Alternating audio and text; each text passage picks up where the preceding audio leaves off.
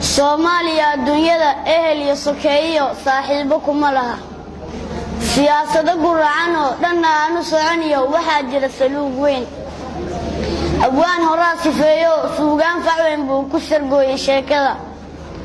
nin sarbeebay kaa qari nin ku siiye kuufaan nin ku sire wax kuu sheeg sanqaraha baxaya waa sabaallo been iyo suldhawaale aan jirin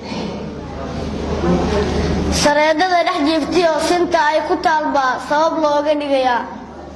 sinjiguurin ma ogelin sumad baanu leenahay Soomaali baan nahay